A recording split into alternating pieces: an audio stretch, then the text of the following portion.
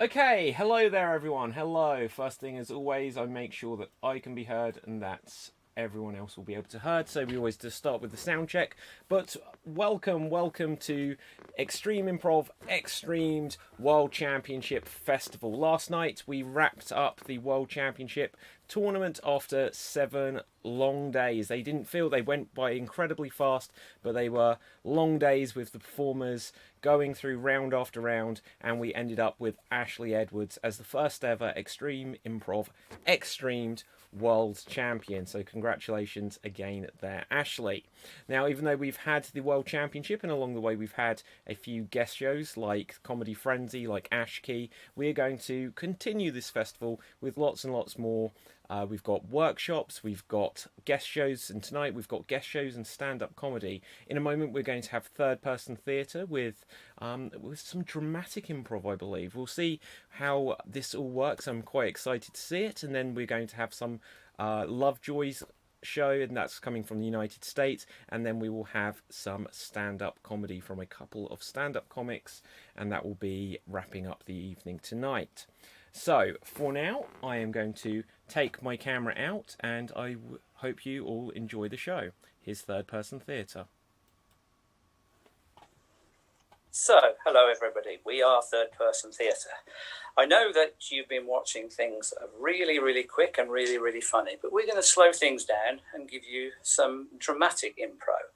I will be improvising on the camera. I won't be performing this evening, which means, sort of like as a stage show, I will be turning the lights on and off in a stage show and deciding when scenes end. So that's my job on camera. I'll give it a little second, take a deep breath, settle down for 40 minutes of emotional storytelling.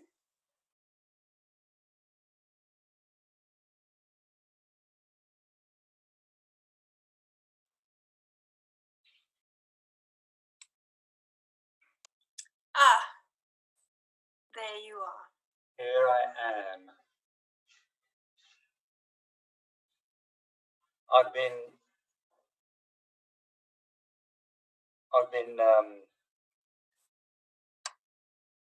I've been out for a walk. Yes? The leaves were lying on the ground. I got to a point. Write that one down. Write that down, yeah. I got to a point where a man in a yellow t-shirt and a yellow tracksuit bottom stood at a junction where two paths were open to me. And he had a very rotund belly. And I knew he was going to speak to me. And the first thing he said to me was, "Sophie sent me."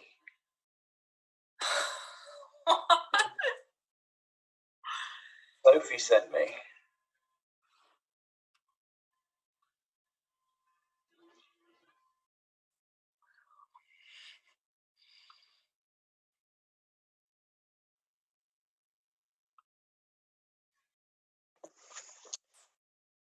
Jesus, Robert, you're always late, even on a fucking video call. Oh, my darling, there you are, there you are, there you are. And how resplendent you look. Oh, what have I done to deserve you? I really don't know. My mother used to say, "What have you done to deserve her?" And I used to say, "Mother, I have no idea."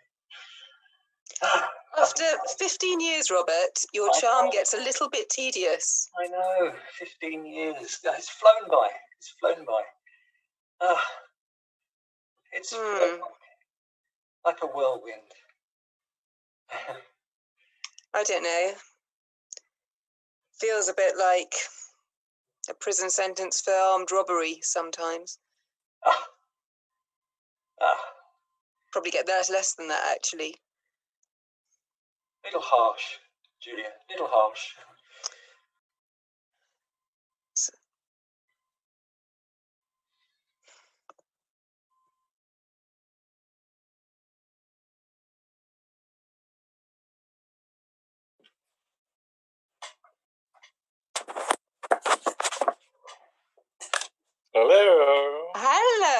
I can get the matching shot to that. My books are better than your books. They are so not. Look, Edith Wharton, Sarah Waters. Yeah.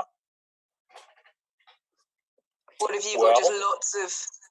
I've got lots of very boring sporty books. I've got trash over there.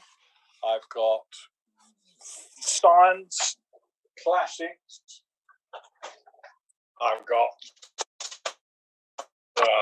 Here, I'll give you a quick tour. Look, here we are. Over here, we've got Malcolm Gladwell somewhere down there. Then we've got lots of psychology. We've got H.E. Bates, Herman Hesse. It's a veritable library of quality. I want to see the trash. I want to see your trashy stuff. I know the trash I hide upstairs. Is it Ginny Cooper? Story of 1,000 Days of Sodom, Marquis de Sade. Have you got that? No, I've got a critique of it though. Yes. Rather remarkable book, but not quite my persuasion, I have to say.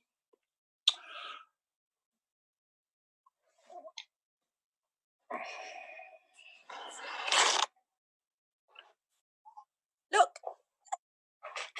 What have you got? Tomatoes. Yes. Look at that one. Mike, look at that one. That's very You're not supposed to pick them all before I get home. There's something to tempt you. Well, you've always managed to do that. Look at that one. Oh, I can't wait. I can't wait, Mike. I've never really appreciated how important tomatoes have been in our relationship. You sauce. So,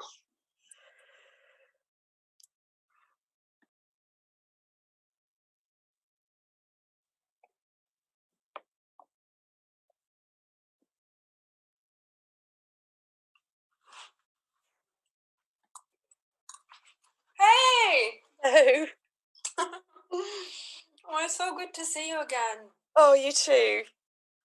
Really? That was such a good massage. Honestly, you've totally moved my headache completely. Well, it was very enjoyable to give it to you out of all people. I've got another session in about half an hour.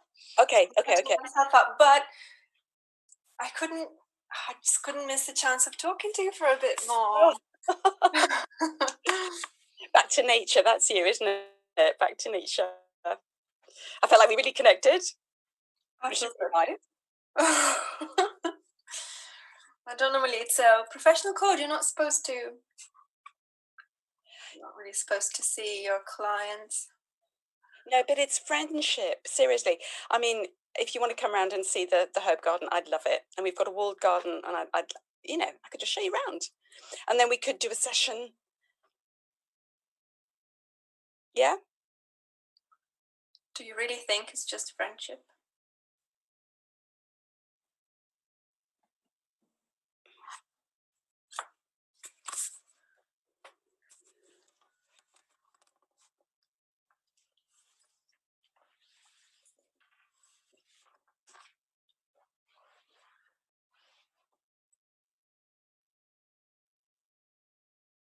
Sophie sent me. Let me get my pen. You pointed to the right. To the right.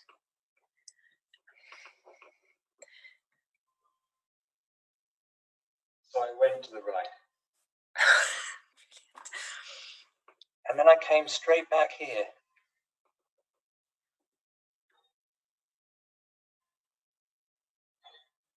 I've seen him before. Standing outside the petrol station, thumbing a lift. But he's never spoken to me before, you see.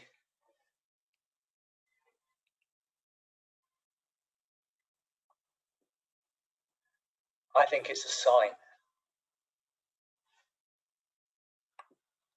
It's a sign. Oh, yes. I think it's a very important sign. Oh, a very important sign.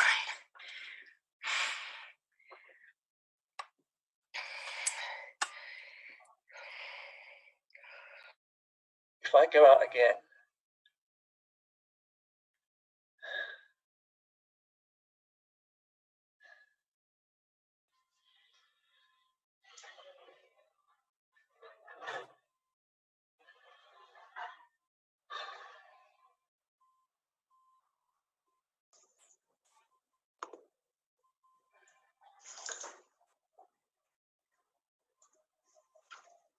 I'm going out. you are. Yep.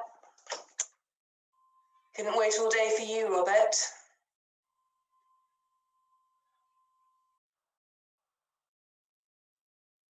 Anywhere nice? Yeah. Going to that nice new Thai place? Oh, I wouldn't go there. I wouldn't go there. I wouldn't take you there. I'd take you to an Italian restaurant. So passé. That's where we met. That's where I wooed you. I wooed you at an Italian restaurant. Luigi's. It was an... Risky breadsticks. I impressed you with my command of wine. That's passé now. I suppose you're drinking sake or something. Come to think of it, I am. You've got to move with the times, Robert. You can't stay stuck 15 years ago, can you? I'm not stuck.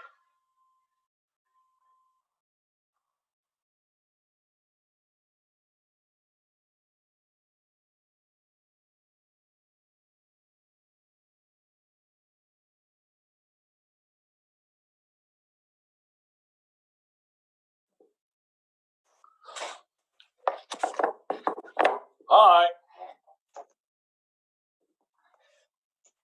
Hey! You nearly ready? You nearly ready? Yeah, I am. I've just.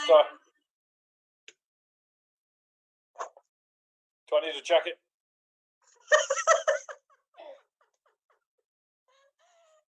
Worn a jacket in a suburban Thai restaurant.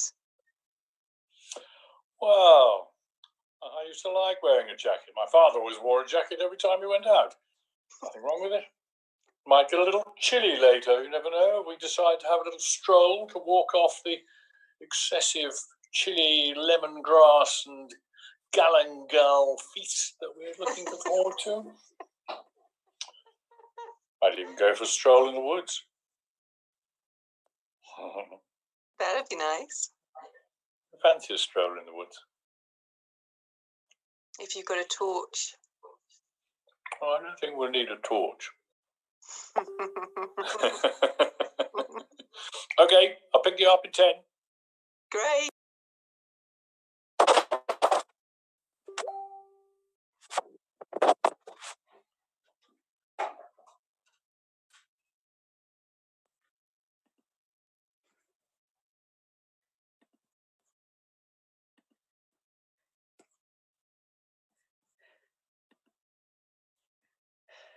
Women, always late.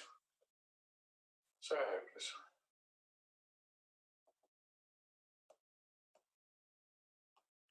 Come on.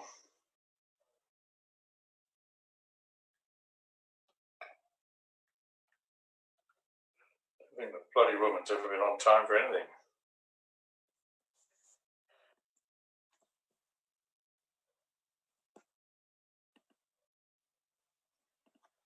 Honestly.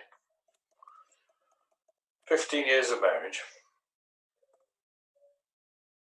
Never on time for a single thing. So sorry. Oh, Look, just look. Basil. Basil, look. look, it's all very well, but I haven't got much time. I know. A quick check. Yeah, I know. I've made a list, and I just thought they could have drinks at the pergola as they come in, and then we can do speeches. We don't need many speeches, and then we could go away for that weekend. Which weekend is that? The anniversary. The 5th? Yes.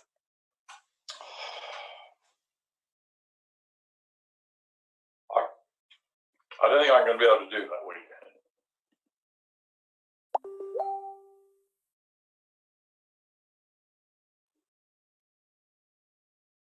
Pretty difficult.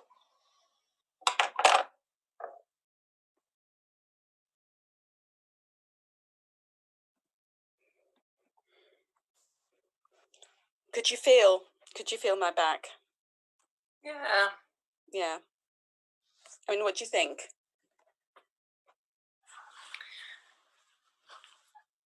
You have what they say, a burden.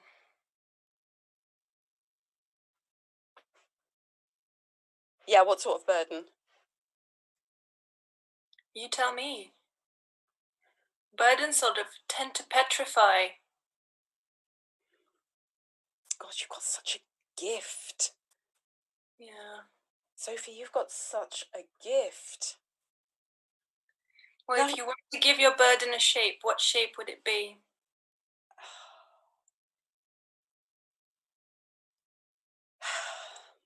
It's like a giant ring. It's a ring. It's like a ring of steel. Of steel? It used to be a lot more precious, but it's like a ring of steel. I don't know. It's the first thing that comes into my mind. But can you come again? So it's around your neck? Can you come again? I can come again.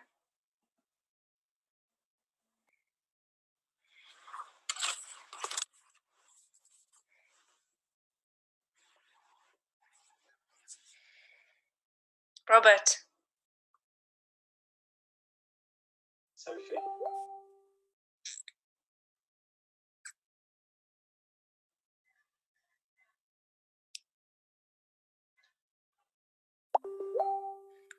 No, I can't quite believe that I might be in your next book.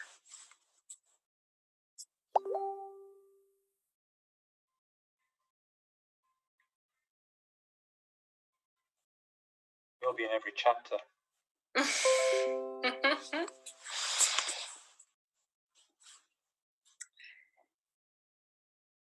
You know, my job isn't very timeless. Whatever I do, it just disappears. I enjoy cooking. Just gets eaten. I give someone a massage and they get tense the next day. I water the plants. They can die the next day. Depends on the weather. Yeah. I had a rose once. It withered overnight. When I went to bed, it was full bloom, beautiful red, beautiful petals, beautiful leaves. Everything was perfect. I went to bed, and the next morning, all the petals had fallen. All the leaves were black. Oh no. What did you do? I got a new rose. I love roses. You could come and help me prune them. Really? Yes. Be careful though, they prick. I've got special gloves you can wear. Big, thick, protective gloves. You'll be safe. Okay. I would love that. Right.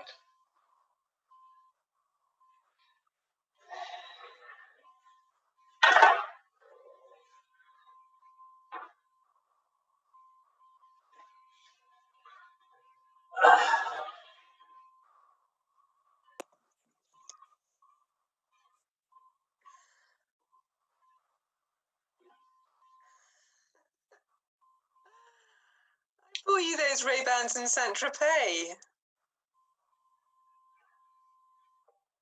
Timeless.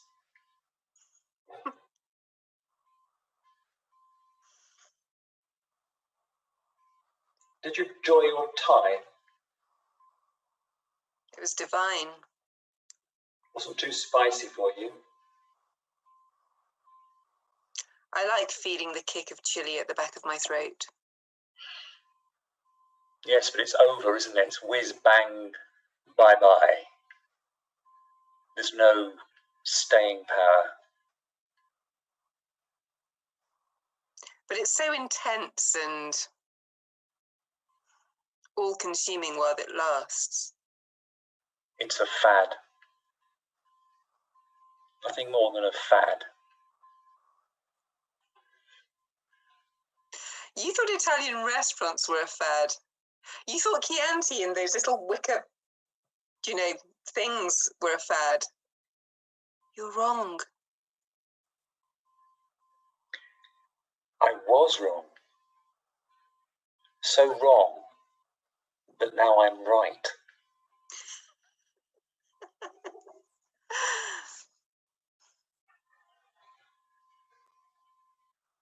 You do have a poetry. I'm known for it. Got the awards to prove it. Yeah. How's the book? How's the book coming along? The book is coming along splendidly. In fact, it's pouring out of me. I think I'll be finished within a week. I may let you read it. Good.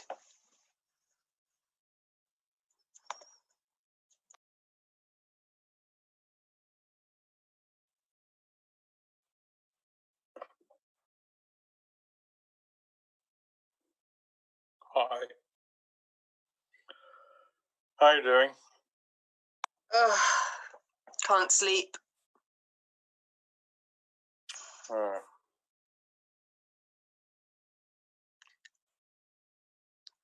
Looks like you can't either. Got myself all ready. Clean my teeth, put my chargers on. Somehow, can't get rid of this picture racing around in my head.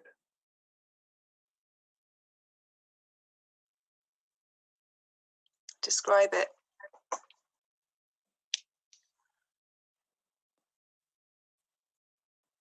It's like one of those sort of fairground carousels where the horses go up and down as they go round.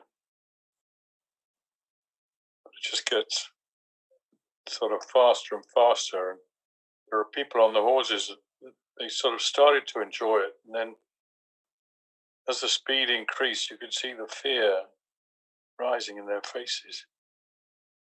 Faster, faster. I didn't want to know anymore. We were on the horses. Are you scared of being out of control? Yeah.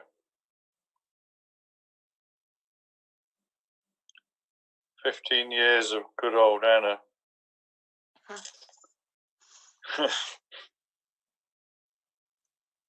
Now I've taken a bit of a risk, haven't I? I sort of like it, but I'm scared. I'm scared too.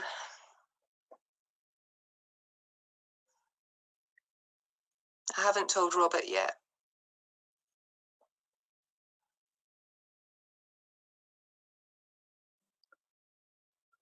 When I kissed you last night, for the first time. Beautiful. So intense.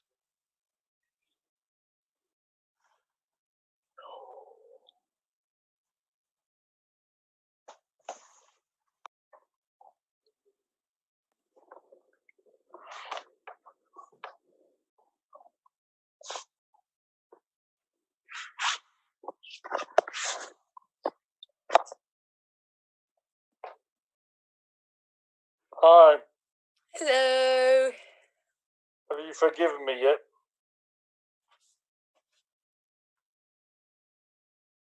No, it's fine. You know what? You're too bloody nice.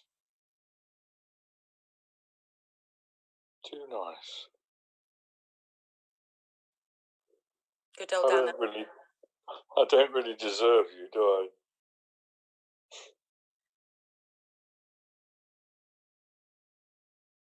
I'm not as nice as you think, Mike. Oh, Anna.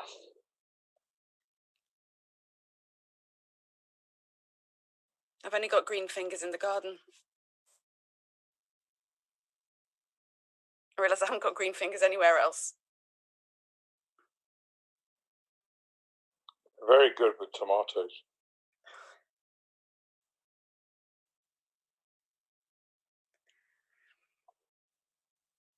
Are we leading up to one of those big chats?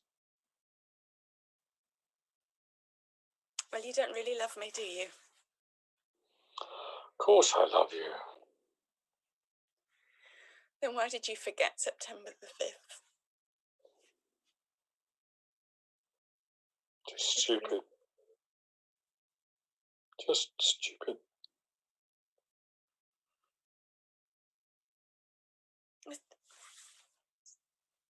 Old habits. We trundle on. Just turn the handle. That's I didn't mean to. I'm sorry. I didn't mean to, you know. What can I say? Yes, what can you say, Mike? What can you say?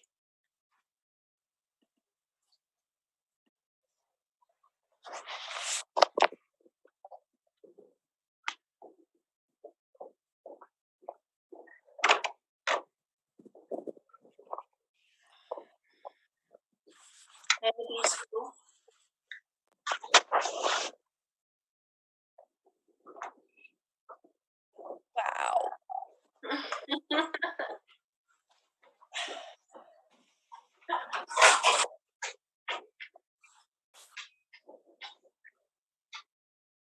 I could feel the ring dissipating, just merging with the universe. I could feel it being transferred to me and my fingers.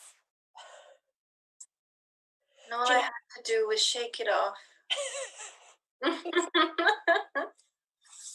Now I'm not paying you. You don't have to talk rubbish anymore, you know. I'm not talking rubbish. Anna. I don't believe any of that. These little fingers, you've got green fingers. You really make things grow.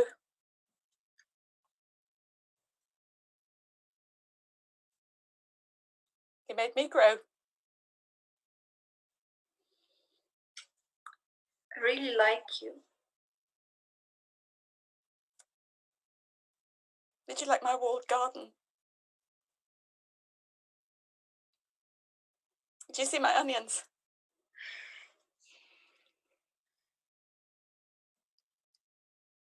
They're really hard to grow. I know. You know they're going to grow even faster now and lighter.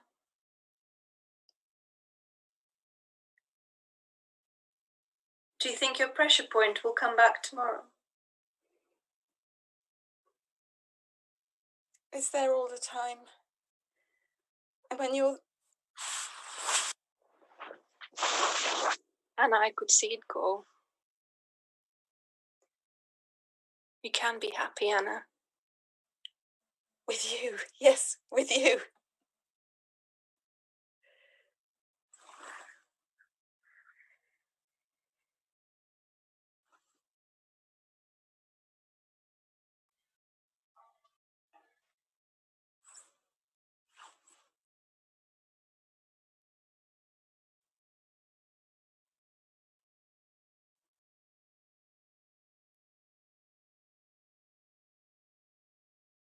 So what does Sophie choose? Have you decided?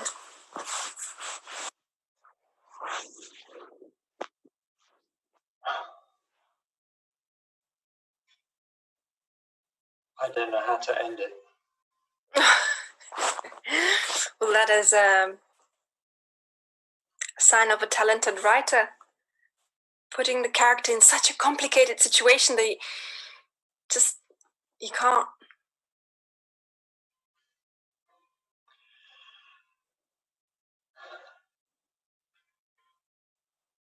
I don't really want to end it.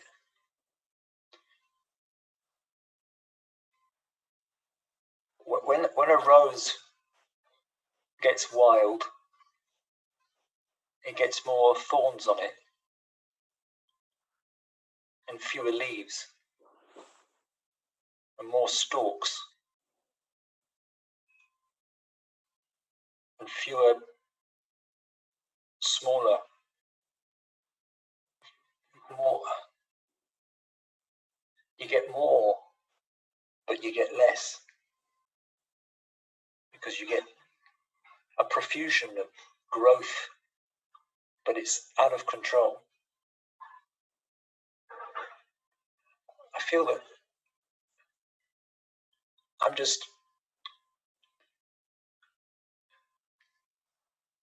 I'm hurtling headlong down the path that the guy in the yellow t-shirt pointed out.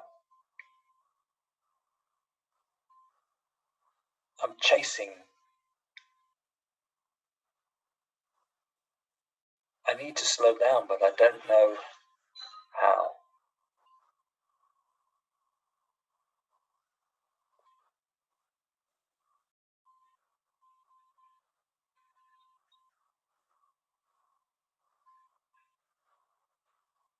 Are you saying more than just a fling?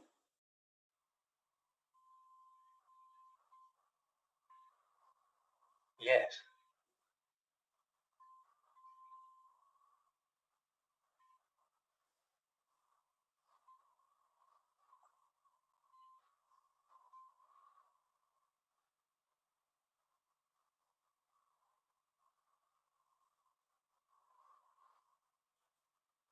I've got.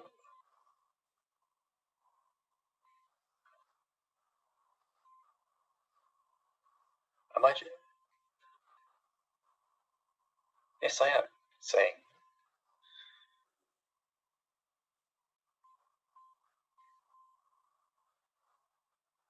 I think I might have to.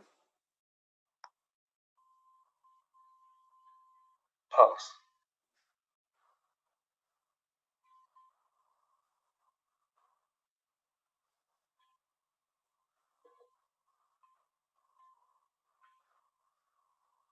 They say don't meet your idols. Where have I heard that before?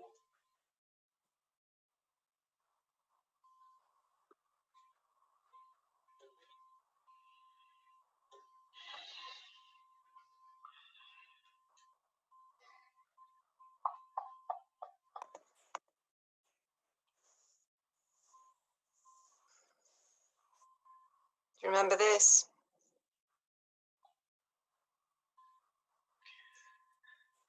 Whitby, 2010. Cost a bomb.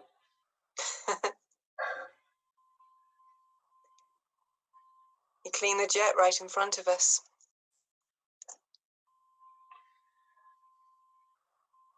It was beautiful with your hair.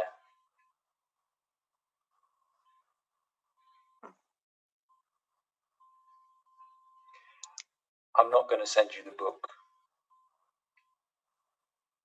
In fact,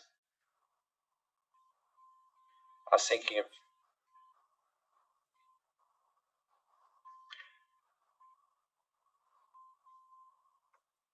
of just starting a new one.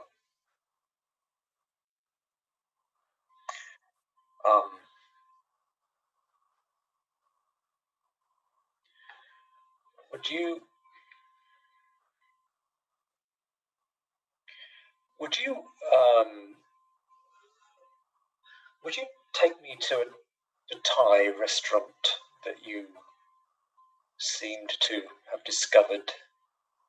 Do you think I would enjoy it? And perhaps more important, would you enjoy it with me?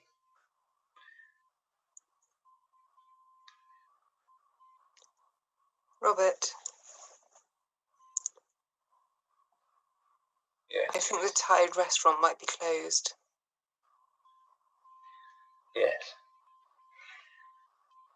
I saw the signs.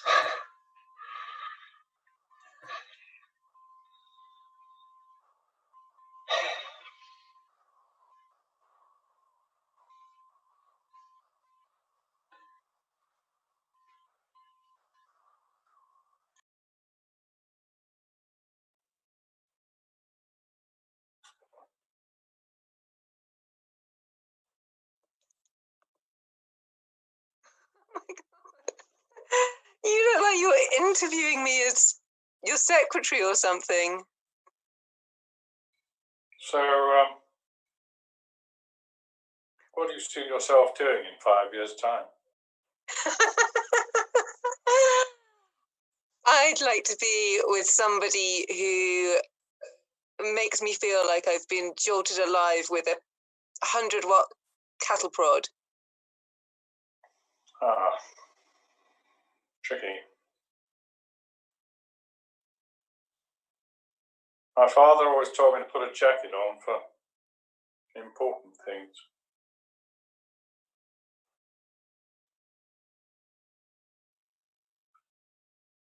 So I thought I'd put a jacket on today. It's tricky, really. Oh, what can I say, Julia? What can I say? Could use a cliche. That's standard male behaviour, I think. Cliche? I didn't want to use a cliche. It was too good for a cliche. It's one of the most beautiful experiences of my whole life.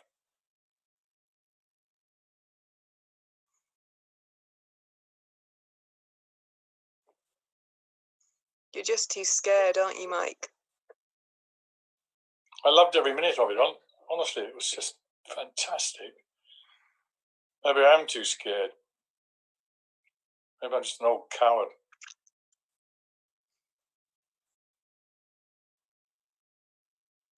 You are.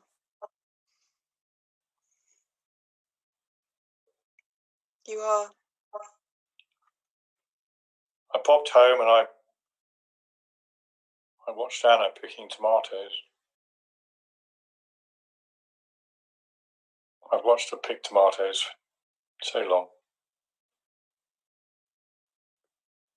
Enjoy your retirement, Mike.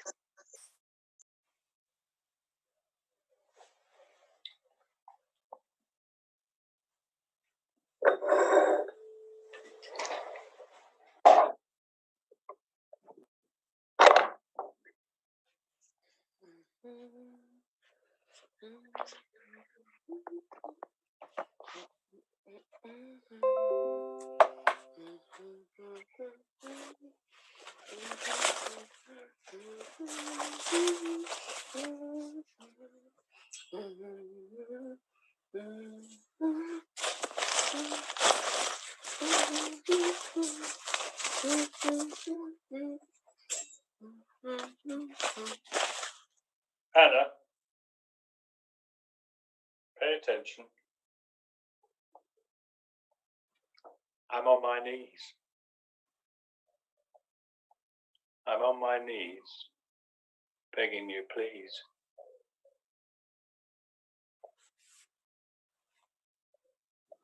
I was on my knees, Mike,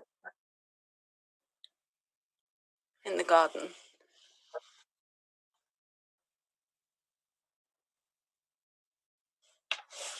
I want to put my arms around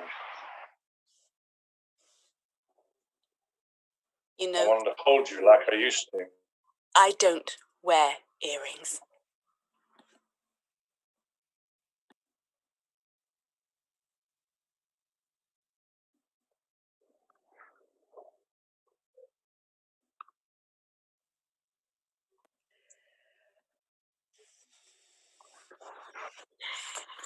what I started doing.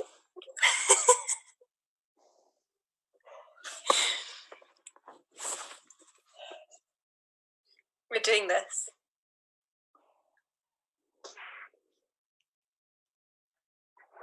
Do it. Anna, you are the kindest, most beautiful, wonderful, Oldest. no, amazing person I've ever met.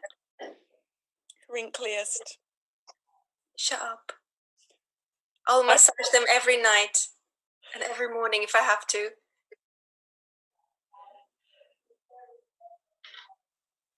Look, I'm packing all summer clothes. I thought we could start with a sunny location. My parents have a place in Cornwall. We can go and spend some weeks there. No one's going to bother us. You won't have to think. You won't have to think about anyone. I've got my trowel. And I know you will struggle leaving your garden, but honestly, you can start a garden there, or you can take a couple of what are they called, cuttings. You can grab some seeds and you can start there. And I will be there by your side and watching you plant and make the most beautiful garden. And at the end of the day, I will look after your hands. I will kiss them and hug them and love them. I believe you will.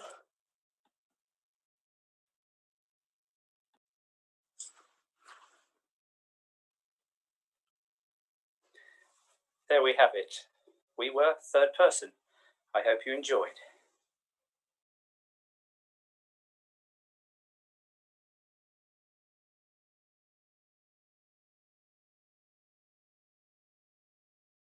Hello, hello, hello. I think you can hear me. So I really want to thank third person. Are you guys still here? Do you want to come back on just so I can do a little outro with you? You don't have to. There you are. Thank you so much. I'll give you a big round of applause, as we so often do it on Zoom. This seems to be the way. I've had to learn. You've disabled my video. Oh, sorry, Mike. Oh, someone's stuck in there. Well done, guys. How long have you been working on this? Years. Yeah, no, okay, I meant the innovators of Zoom. But in terms of using Zoom with it, how long have you been putting this together? Because when I'd spoken to, sorry, Anna. Oh, it's over lockdown, really, that we started on Zoom. Yeah, when Mark told me about how you do innovative things with camera angles, you really do. It is. We've had a few comments along the way come up, and people say about it's like we've popped into people's private Zooms, just because it feels unlike where you watch a Zoom call and it's just people playing characters, so like a Zoom improv show and it's just people playing characters. It feels like you're just people in your ordinary lives, and we're capturing it by the way you're using props, distance. Very lighting was incredible on some of it. Very innovative stuff. I'm very impressed, Mark. Good. I'm pleased because this is when we were on stage, when it was live stuff, we were playing with what making it real on stage. Having the camera, you suddenly realise we're not doing theatre anymore. We're doing cinema. Yes. We're doing TV. So instead of just I'm direct in front of a camera, it's let's do all the things that you do in cinema. Let's play with camera angles. Let's play with lighting.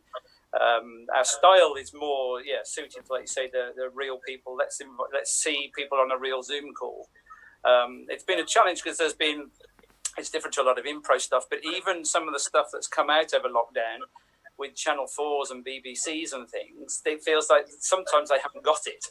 Yeah. They're still doing they talk about coronavirus, which is it's not helpful for anybody, and they maybe some of their stuff is a bit Zoom like I'm in a conference call rather than let's do film. Alistair, have a little say there, something. Well, just to tell you, we deliberately didn't say anything to do with the pandemic, so it's almost like the pandemic doesn't exist because that seems to infect so much stuff. It's really nice to do something that's no pandemic. There's no sort of apology because you're on Zoom because we can't meet, or people churn about that stuff through every day, and I think it's a pleasure to not do that and just get on with what we do. Yeah, absolutely. So, as you say, this was in a sense doing cinema. How has it been adapting to that? If that perhaps isn't the way you've worked as a theatre company?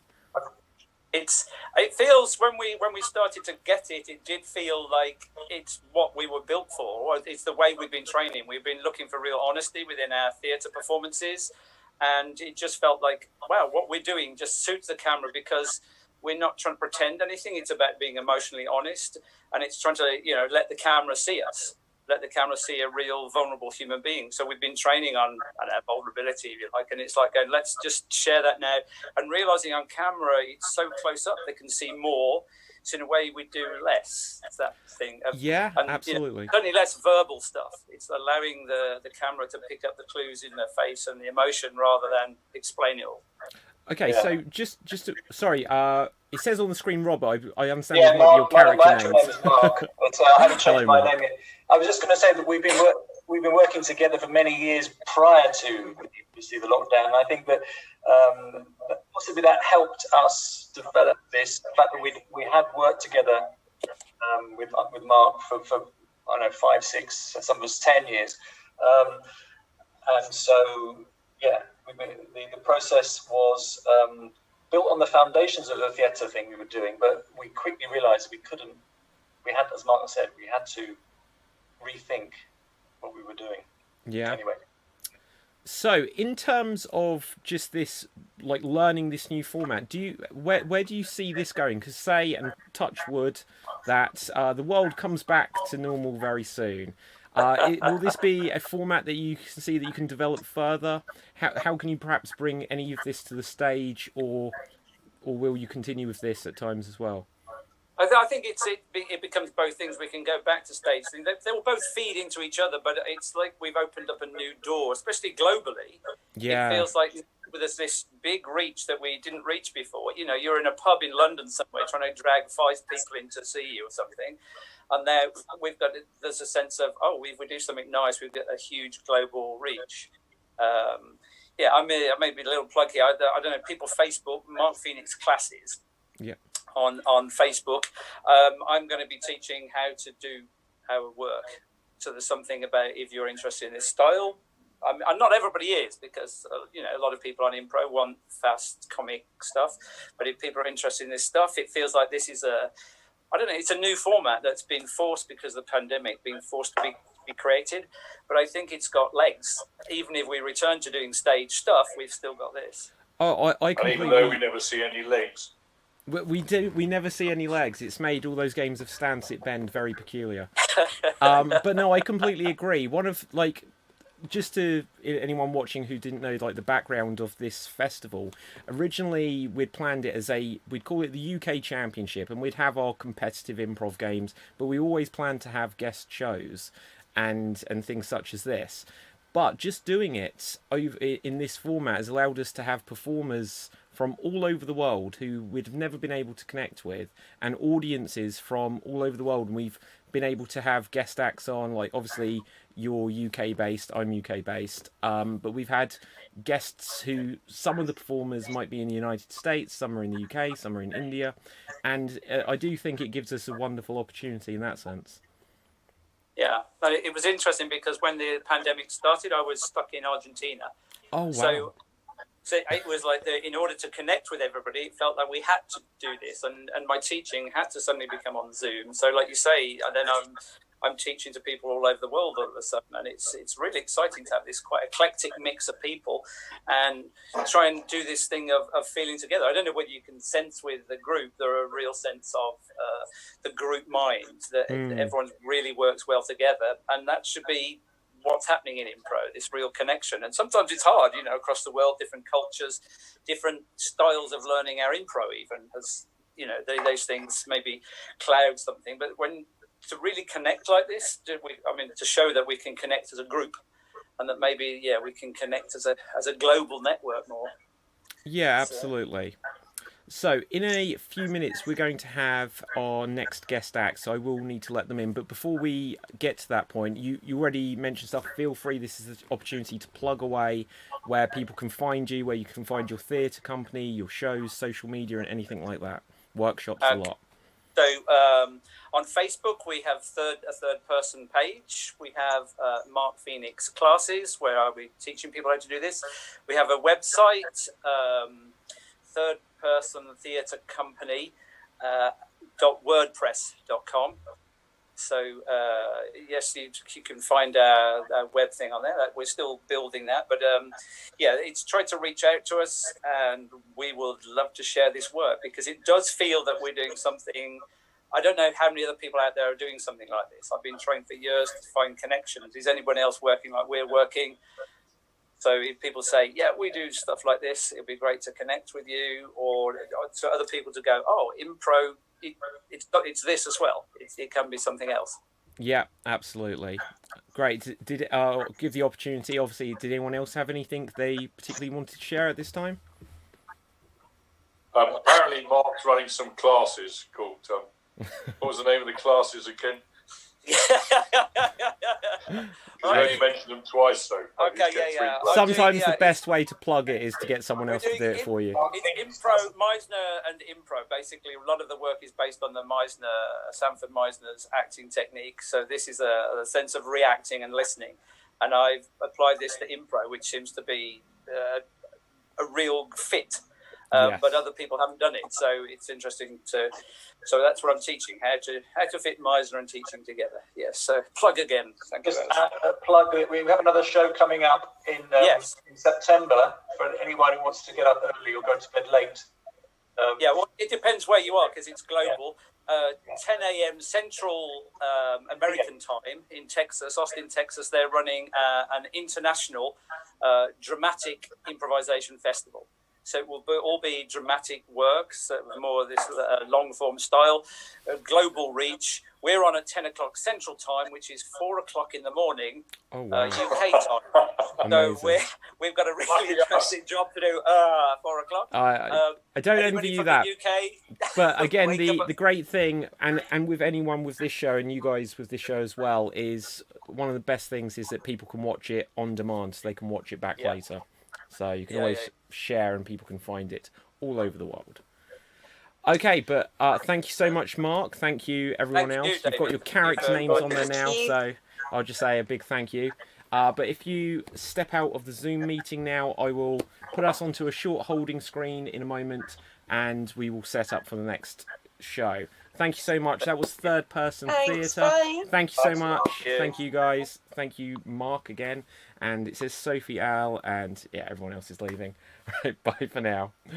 Okay, so that was Third Person Theatre. And that was really incredible stuff. The way that they used their camera angles, it did feel a lot more cinematic. It felt like we were watching. Obviously, there was the perspective where we had to. We still had the awareness that perhaps they were communicating via Zoom in that sense, but the lighting, the way they were talking direct to cameras, it was like first person. Like if everyone's seen either like Peep Show or Silence the Lambs, very rarely do you see people use like the first person perspective so well. So I'm super impressed by that. So definitely check them out and check out all of Mark's classes. So in a few minutes, we're going to have LoveJoy, who are a company from the United States, who are going to be doing our next guest act. I'm just going to put you guys on a holding screen so I can welcome them into the meeting. So do bear with us, and we will have our next show shortly. So let's just get this going. And this is where I can't find the thing. There we go.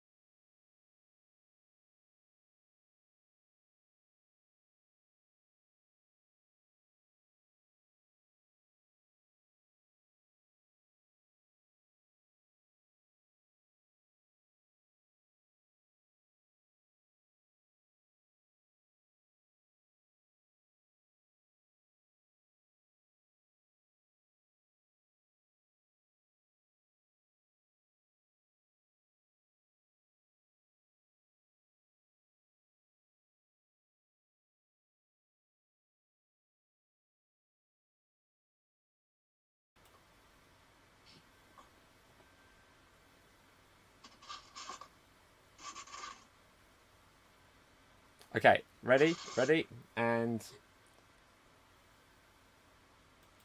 here we go. So, hello everyone, welcome back. We've just had a short intermission, as it were, after Third Person Theatre, and our next guest act, they're from the United States.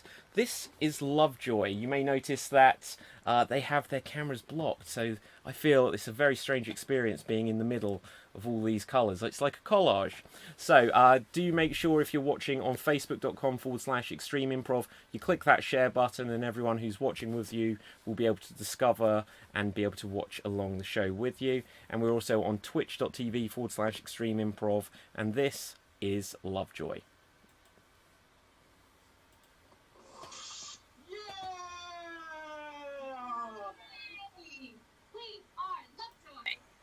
We are a Housekeep at Curious Comedy in Portland, Oregon, and we're super excited to be here tonight, you guys. We're going to be doing a format called Patches. What do we need to get started? Is a suggestion of an object that you either got as a gift or gave as a gift.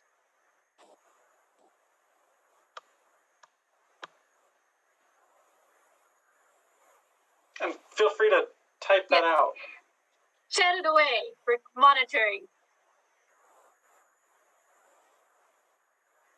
It takes time. It's coming all the way across the pond. Yeah.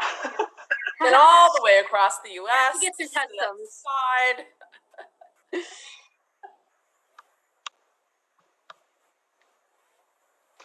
Give us this one. How about? You see it? What's that, Cheryl? Did you have one? Oh,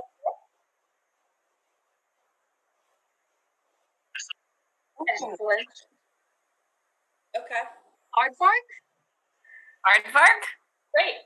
Aardvark. That sounds Let's excellent. do it. Let's do it. Thank you. Thank you, Aardvark.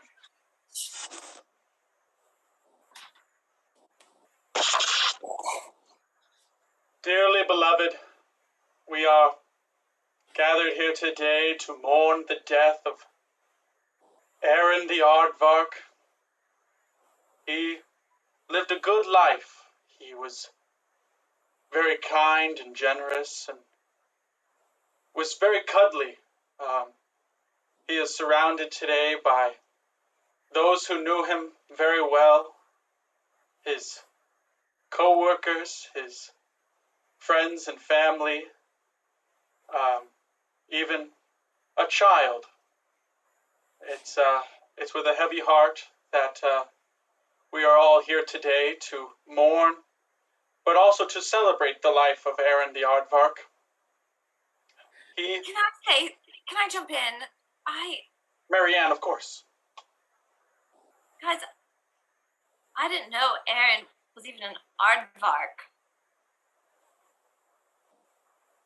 I thought it was some other, I thought it was a squirrel, to be honest. I didn't either, and I'm his child. I thought he was a raccoon. Who are you people?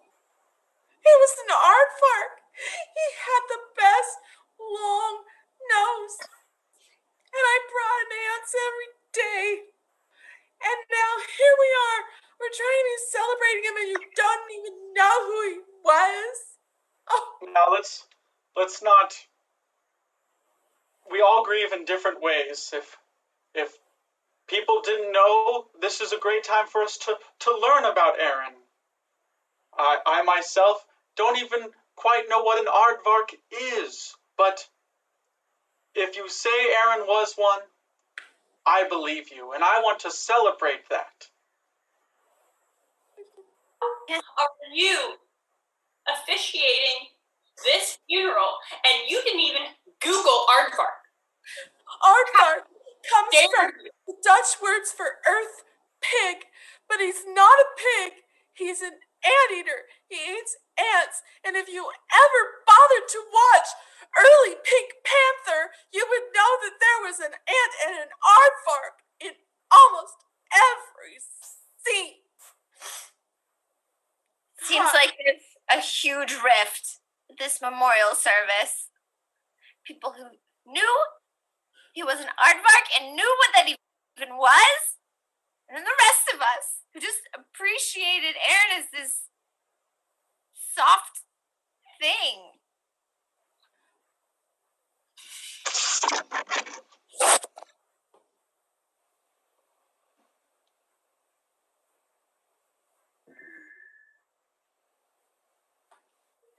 Hey, little miss. What's up, Charles? I was wondering if you wanted another drink. Maybe this time we could have a drink together. Well, I would like that. Wow, you really refill.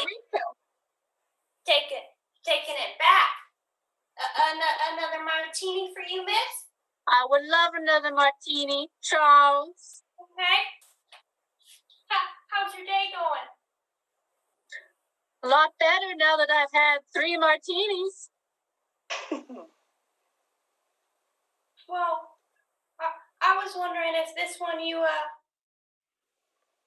maybe we could drink out of the same straw, or like Lady and the Tramp, where Ben says spaghetti, there's a martini, and there's 2 straws, and we both drink it together. I'm not supposed to drink on the draw, but I just really think you're beautiful. Charles.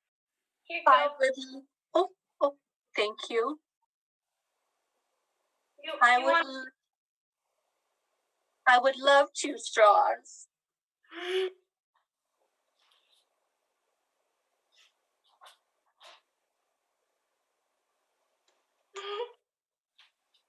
For you. Thank you.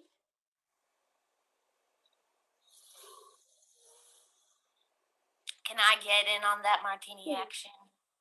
Oh. I'll get another straw. Thank you.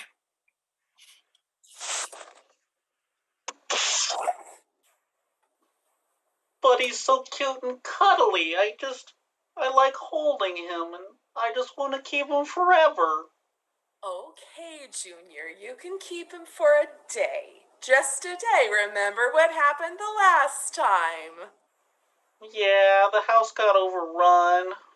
I'm sorry. The house got overrun, but that's okay. My little Junior can have it just for today, okay? Yeah. Now, what are you gonna feed him so he doesn't die right away? I was thinking I could do something great, like I could make like a casserole, or possibly some sort of enchilada or lasagna enchilada, something that could really feed his entire... He's getting away. I lost him. That's how it starts, Junior. Don't start. That's okay, because I actually have a second one, that way we can be friends with more, they're all so cute and cuddly, and We're gonna need to contain those caterpillars, sweetie. We're gonna need to contain them. Go get that other one. Go get it. It fell behind the couch. So move the couch, sweetie. Move the couch. See, if I move the couch, then you'll find that I have a whole nest of caterpillars back there. It's okay. I've actually been bringing them in every day for the past 18 days. Okay, Mommy is going to count to 5. 1, 2, 3, 5. Okay, I feel we have enough in our house. Welcome to Caterpillar City. This is our home behind the couch. We have a benevolent ruler who takes care of us, kinda. Well, that's great, because I was so worried that there was some sort of fascist dictator here at Caterpillar World, but glad to know. Well, you do have to watch out for the mom. The mom isn't thrilled about us being here. Sometimes she tries to throw us outside. So, be careful. Well, that's not... Well, should we organize an uprising? Against the mom? Try to throw the mom out. That's genius. I mean, it's Oh, just, you're gonna do well here, kid. you know, just... So you Just two want to overthrow the mom? Yeah. Yeah, we do. You look like you've seen some stuff. Yeah, they call me Twitchy. Because I've got this twitch on my leg. Oh. I got stepped on once. Wow. And you survived. I got away. That's amazing. Twitchy, I mean, I'm just a freshly hatched caterpillar. I did the reverse thing. I used to be a butterfly, and then I went in reverse, and now I'm a caterpillar. Anyway, so I'm new here. I don't know much about, uprisings and being stepped on, but seems like I'm in good hands with you fine folks. But I tell you, if you already were a butterfly, you're going to go back to being a butterfly. That's how we're going to uprise, all right? We're going to have to get into our chrysalises. We're going to have to metamorphosize, and we're going to have to take to the air and pick up the mom as a collective butterfly troop and hoist her away from our benevolent overlord in order to get the lasagnas and enchiladas, anything that we desire. We're going to have to remove her. I hear.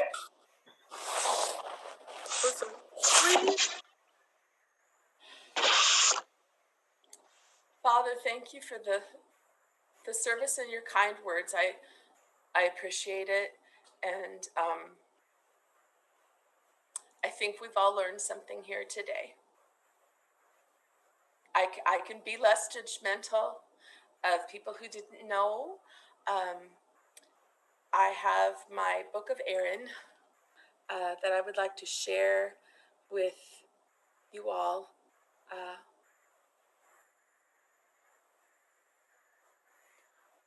This is Aaron on his first day. Is that a little sailor hat on him? Yeah. It has his initials too. It's bedazzled. Wait, his middle initial is F. What did the F stand for? Aaron fucking Aardvark. Yes. He had a naughty side. He did. Oh, I'm just learning so much about Aaron. But I can't do this one now. I'm going to leave this on the table. And as through the next few weeks, as we have our week of remembrance, please feel free to open up and look at the pages and feel like I did. Thank you, Father. Thank you, Isabella. That was that's a wonderful memory you have of Aaron. I'm glad that we all got to spend time with him, or the short time that we did.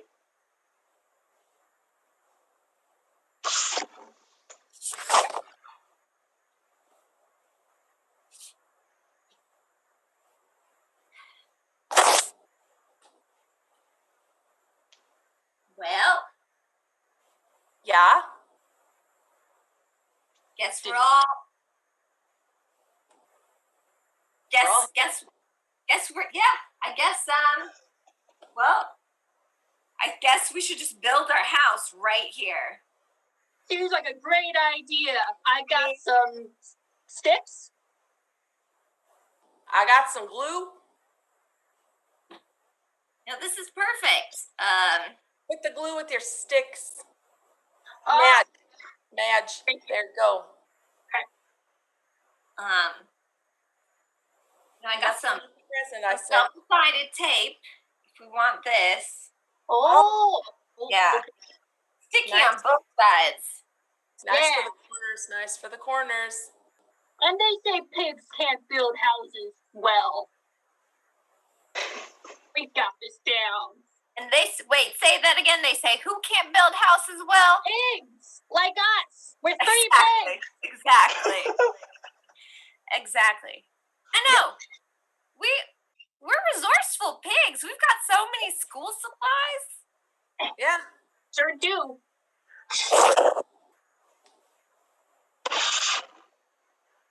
You see the pigs out there? What? You see the pigs out there? Pigs? In this neighborhood? Those pigs have sticks and glue.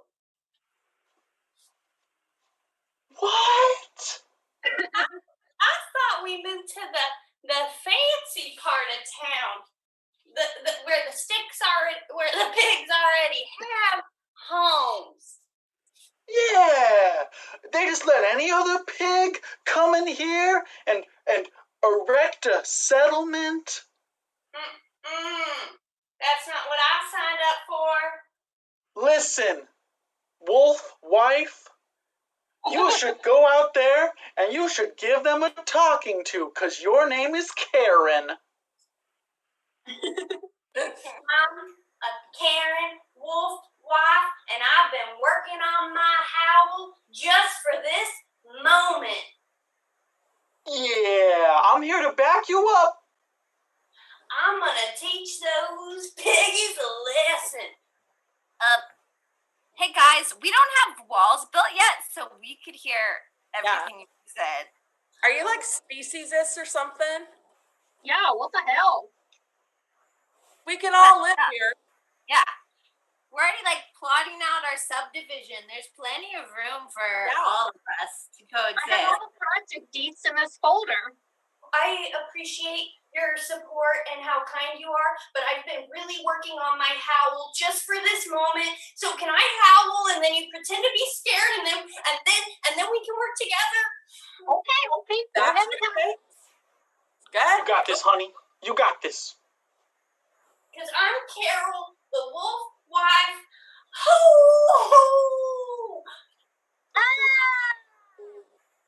How's I'm that? scared. Are you scared? So scared. Terrified. That's right, pigs. All right, I think we should put a fence right here. Big one.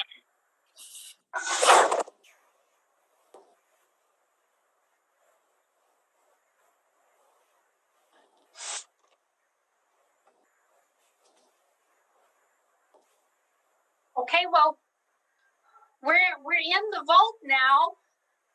I guess we should just take the money. Go. Starting to feel a little guilty. Me too. Oh, It's a credit union. It's not even like one of those big chain banks. they work to help small businesses, and I felt passionate about this like sisterhood we had, and we were gonna take down the man, but like the credit union. Oh God, Jessica, why did we have to choose a credit union? Oh, we're so stupid. I don't know. I just. Do you think we could get out without being discovered? And so like no harm, no foul, we just climb back through and out. Well, I mean, we have the gunman with all the people out there. Maybe we could just sneak out the back and let him deal with them? Yeah, maybe. I like that idea. I mean, I don't think our fingerprints are in anything. I haven't touched anything. I was just looking at our map, which I'll keep the map. And so out the back door of the vault. They have back doors out of vaults? Sure. Yeah. I see a door right behind me. Oh, God.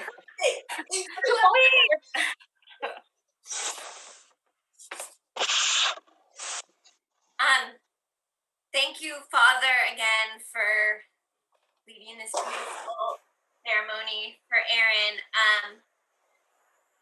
We actually just raided his storage closet, and we found out that Aaron has a jet ski. What? And we never knew that. As the child, shouldn't I get the jet ski now? A jet ski? Are you sure?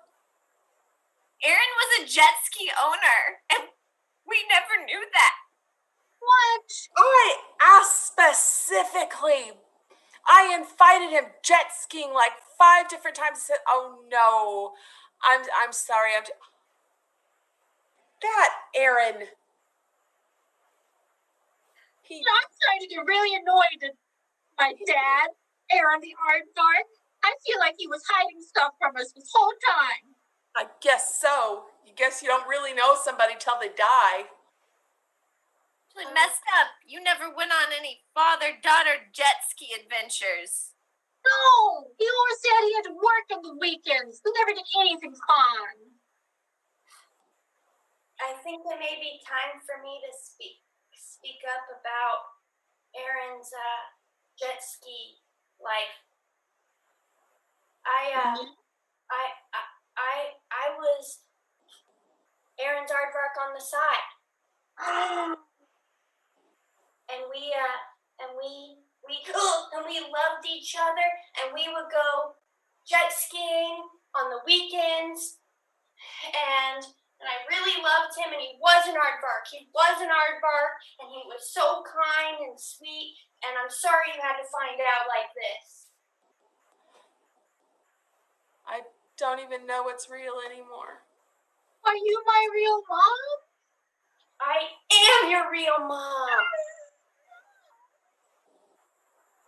This is a truly blessed moment. In death, there is also rebirth and new life. With the passing of Aaron fucking Aardvark, we've got a mother and a child bound back together. This is a truly momentous occasion. Let us all celebrate with goblets of wine for everyone. Goblets of virgin wine for the child. Thank you. Whoa, that's not mine. No. A toast to Aaron fucking Aardvark. May he be rebirthed as a larger marsupial. If that's what an aardvark is, I don't know. To Aaron. To Aaron.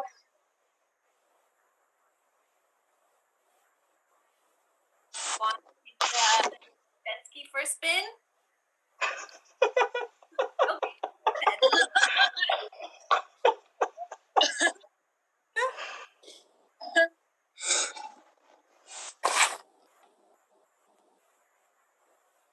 Excuse me? Excuse me? Yeah? Yes? I was looking for my seat. I'm J32. Okay, let me just put this gun away. Can't be too careful with security these days. I know. Well, you have security written all over you. I get Literally. it. I don't shoot. Excuse me. I believe you dropped this gun. Oh, yeah, I There did. you go. Thank you. Yeah. Have a great day. Thank you. Yep. J32, you said? J32. 832. Okay. Can you see the ticket? Yeah, thank you. Excuse me, I just found like a rifle on the Oh, shit. Is this yours? Yeah, I'm so sorry. Ugh. Okay.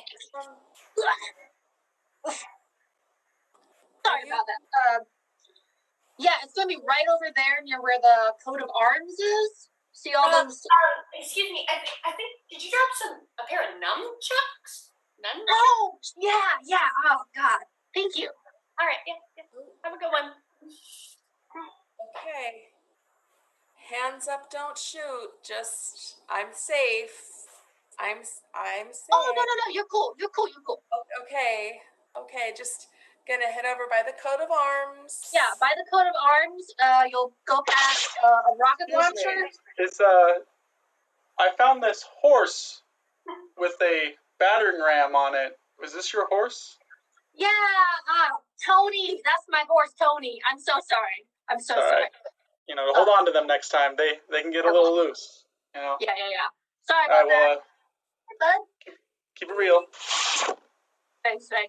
I'm just gonna head off to J32. Oh yeah, don't forget your ticket. Oh, thank you. Yeah.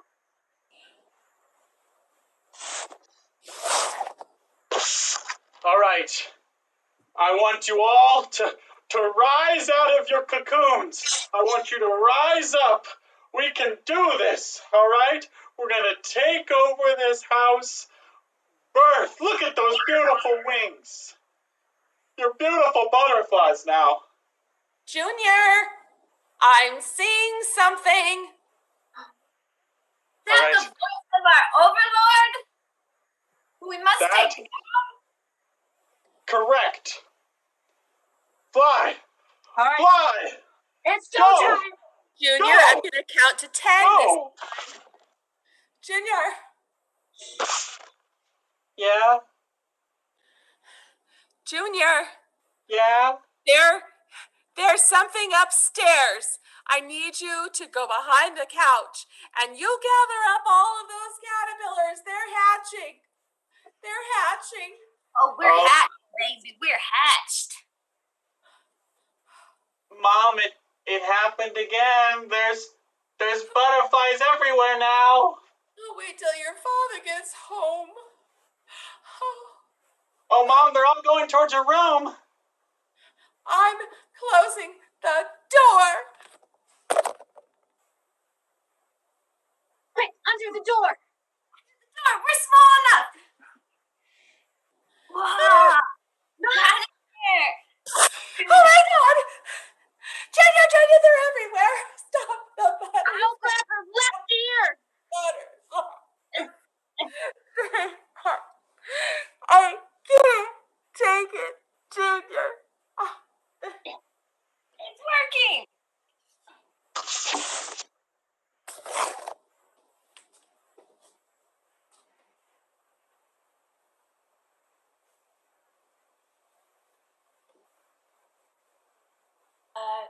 Have you seen any marsupials around here? I'm the absolute last person you should be asking if I've seen any marsupials. Do I look like someone who knows what a marsupial is? I heard, I Googled where to go, and it pointed me here to this kingdom of small, furry, cute things. Yeah. And so I assumed. I know. And I work here, wearing a name tag. I know. All signs point to I should know what a marsupial is, but honestly, my dad got me this job. Great. I need a marsupial to take home with me so that my fiance will say yes. So I know you're young, you got your first job, and that's great, but you need to help me. Do you have any small, cute, fuzzy things in Hold there? on. What? Your fiance, you need a marsupial, so your fiance would say yes. Yes to what? I mean, I'm calling her my fiance, but honestly, she's just my girlfriend right now. I got down on one knee and I was like, will you marry me? And she was like, only if you give me a marsupial as a pet. I'm confused as well, but you gotta help me. I like your style. So she's like your pre-fiance right now. Yeah, pre-fiance. If Facebook had a status, it would be pre-fiance. They don't think it's complicated. Wallace, get your kangaroos. Fresh marsupials for sale. Hey, I need a fresh marsupial. JoJo's hopping around over there. And I need Hey, Jojo. Jimmy on the eucalyptus tree. Pick him. Jojo? How much money? I got money. Got $100, kid? Yeah, right here. And I call everybody kid because nobody looks as old as me. Oh, you don't look a day past 20. Good job. Good job. All right, there they go. Jojo, Jimmy, come with your new lady. There you go. I get two Jojos.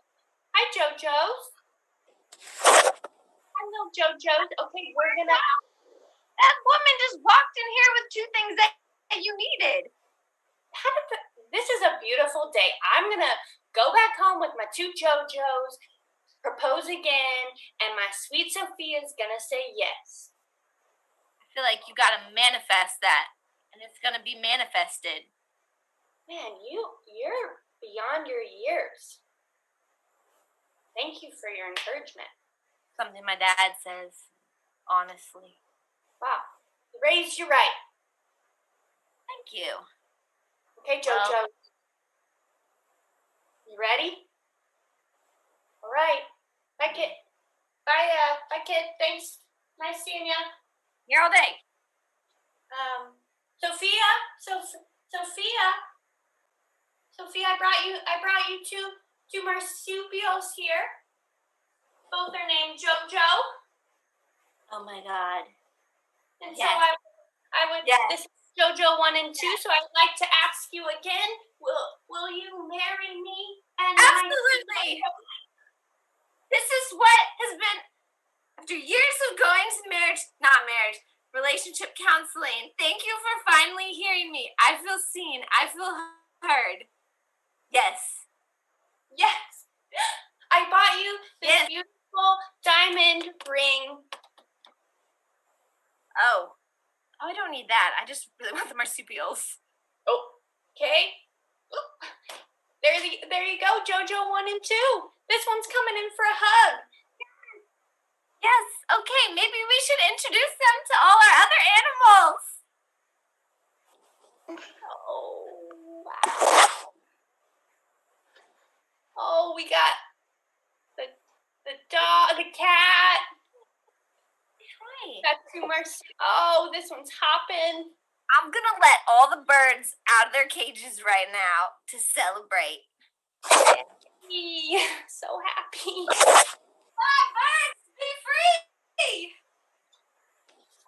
Come on, be free! Sweep!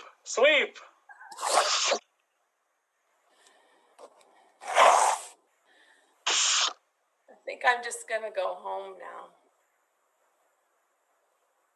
I was, in honor of this momentous occasion, I was thinking we could all go home on Aaron's jet ski. Do you have the keys? I got the keys. Okay. Thanks, Mom. I said I think it can fit all 5 of us, and All right. Pastor, you drive us out, and I got the caboose, and Here, I'll give it to Marianne. Hop on. It's a good thing we had this memorial service right next to a creek. Let's go, guys. Thanks. Okay. Waters.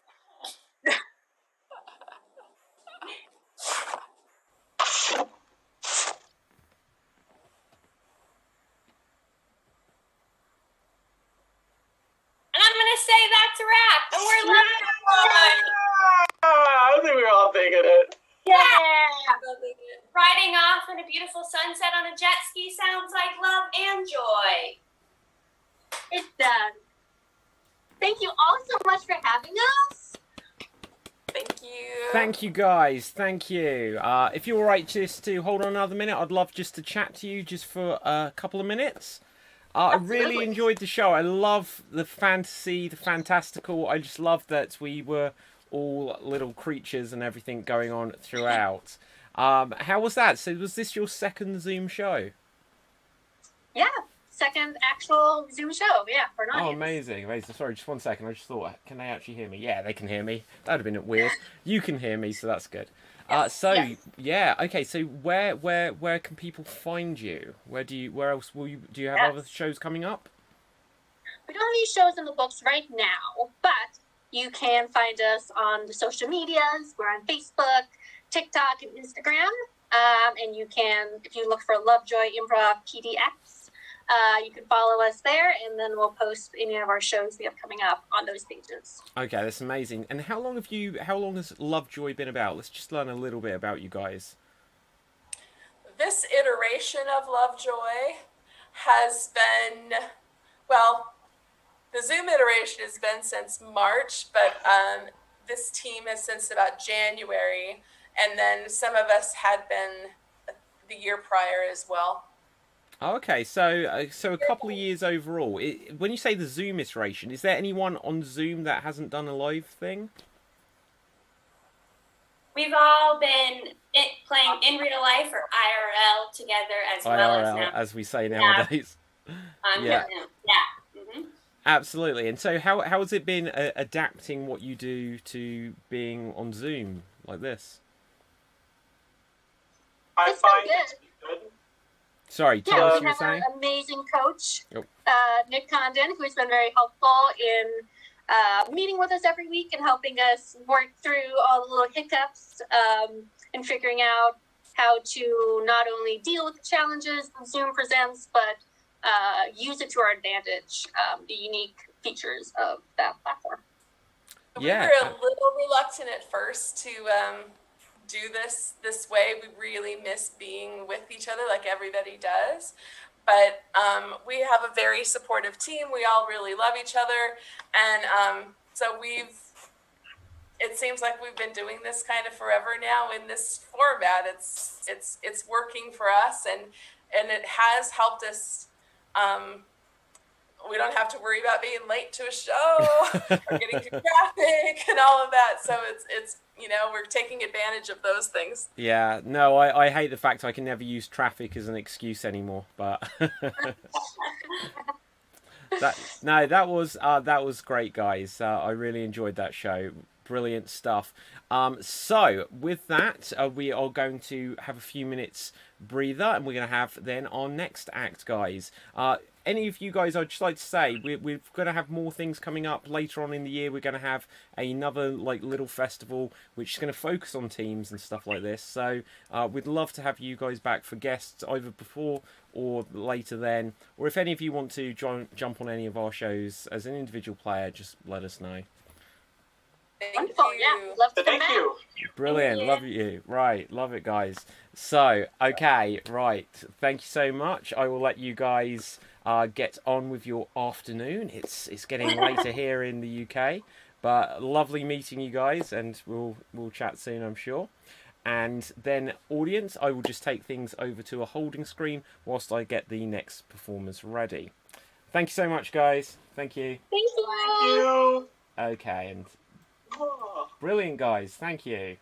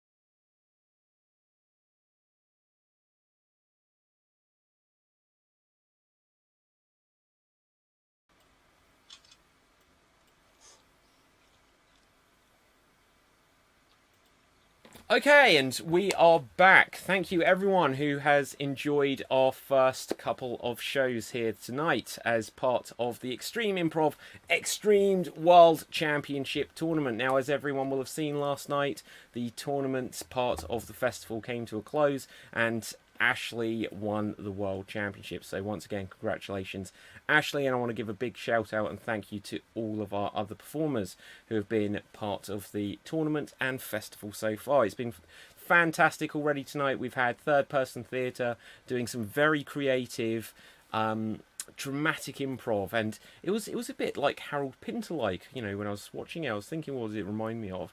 And that's quite an achievement, so I give them some great kudos. And as you just saw, we had LoveJoy who did some fantastical. We got some comments in the comments section. Unsurprisingly, Colin said, "Well done, guys." Hugh said, "Well done."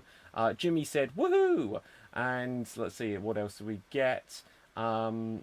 They said, someone said, "How are you doing?" So we had like a little bit of a wolf theme. Later on in the week, on Friday, we're going to have Revenge of the Werewolf, which is a new show from Extreme Improv ourselves, which will be a mix of the classic werewolf stroke mafia game. If you don't know it, you could either look it up or just trust us, it's going to be fun. But it'll be combined with both long and short form improv elements. It's a game of suspicion. One of us will be a werewolf. But for now, we are going to come to our first stand-up showcase as part of the festival. And we have our first stand-up comic. It is Maggie O'Neill. How are you doing, Maggie? Happy, David. Oh, good. I was about to say, I thought you were muted. We can hear you. So, Maggie, I'm going to turn my camera off. The floor is yours. Audience, enjoy. Thanks for coming. Thanks for having me.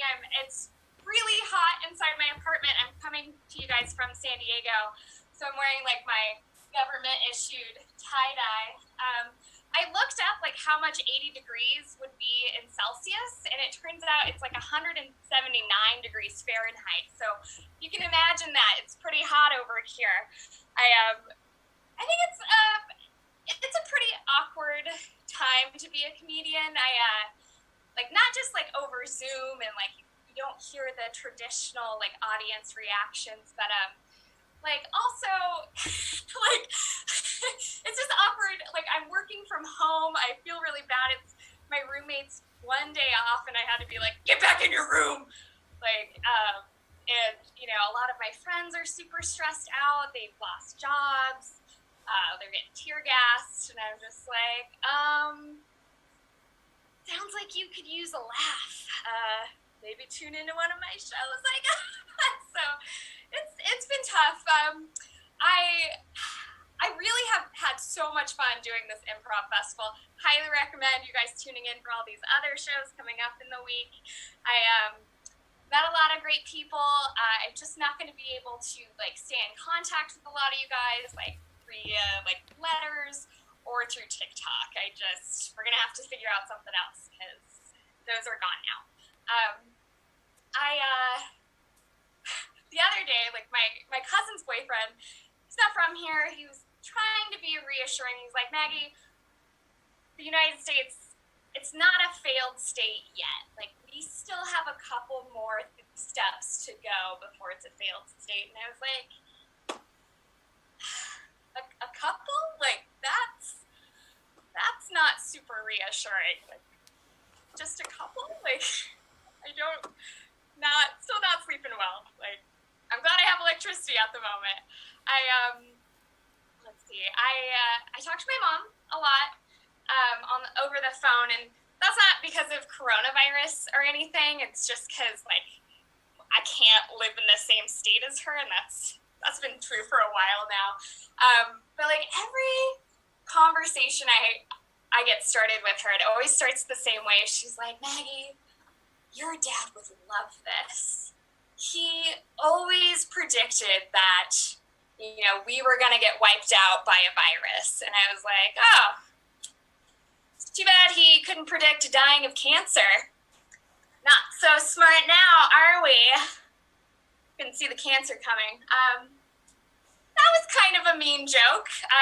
My mom's a really good sport about it, though. She's always been super supportive. She's like, just a great punching bag. She's like, Maggie, whatever gets the laughs, go for it. Let's see. So that's two really, really mean jokes about my parents. But I'm a nice person. I have to be. I work with kids. Like, when I tell people that, they're like, really? Like, they not have any like family around, or were you like their last option, or? Right. It's probably I say things like, I get why Mary Poppins leaves. I've been having a little trouble potty training one of the little girls I nanny, Brooklyn.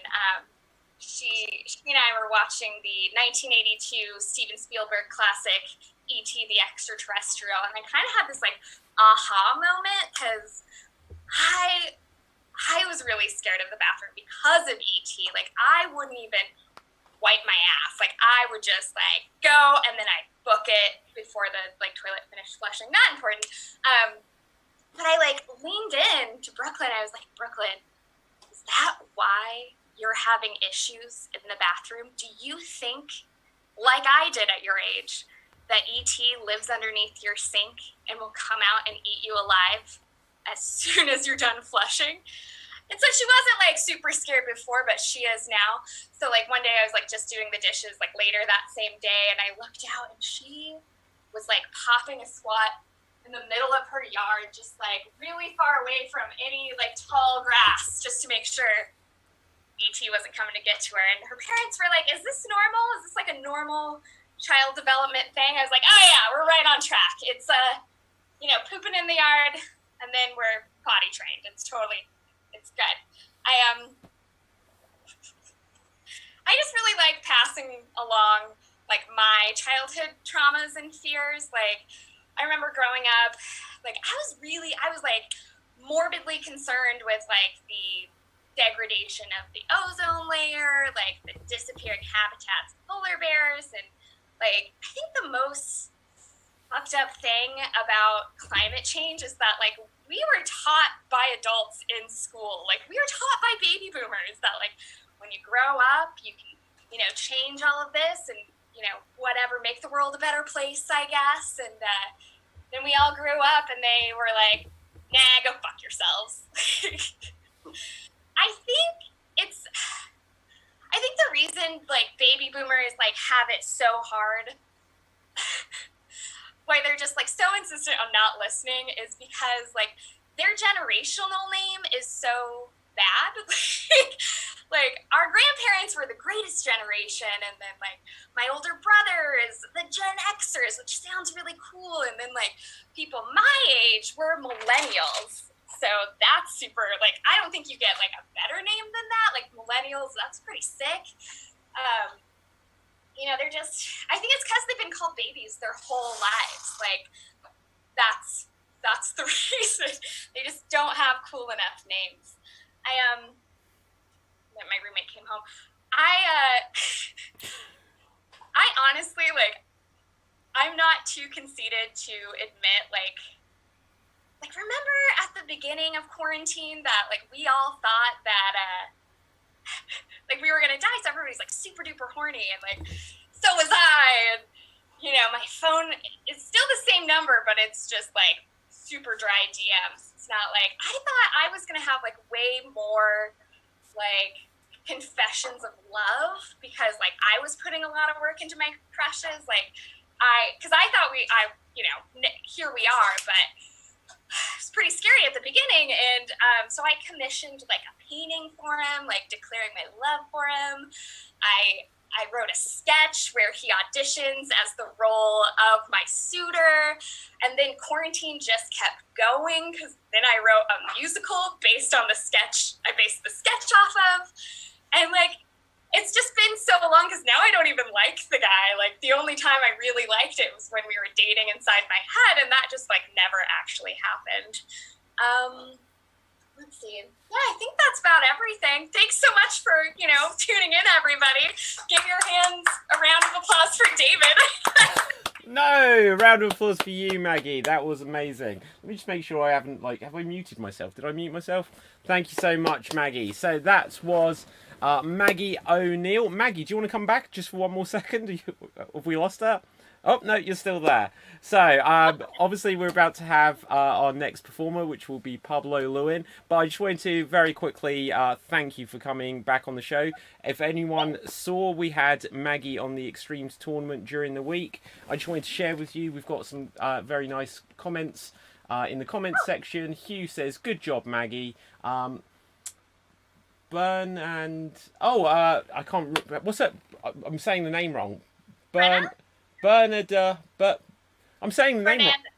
There we go. Yeah, it's because of the way it's written. It's all one thing, and now I can't read it. I'm so sorry there. You were on the show as well. So, giving a big round of applause. Colin says, cheers, Maggie. Then we've got lots of other comments. Styles Clash says, haha, roommate should be watching. And they also say, I was scared of Mac and Me more than E.T., but lots of cool stuff. Someone called Peter says, I voted for Maggie during the show last week. So, that's nice. Thank you so much again, Maggie. And it'll be awesome to have you back on more shows very soon. Okay, so thank you so much there, Maggie. Next up, I would like to introduce our next comedian, which is Pablo. Pablo, if you can start... There you go. How are you doing? I don't know. Hey, Maggie, I'm a baby boomer, and I don't have it hard. That's my problem. But look at this. It's a new world, isn't it?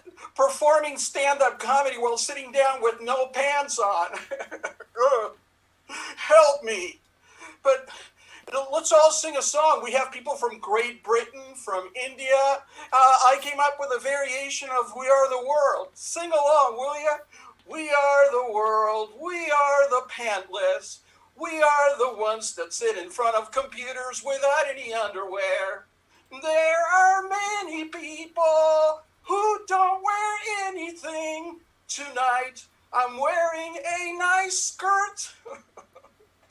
But seriously, I haven't seen these many people watching me like this since the last time I was in court charged with indecent exposure. I was accused after removing my face mask and showing my face. Then the judge took a look at my face and held me in contempt. I said, contempt of what?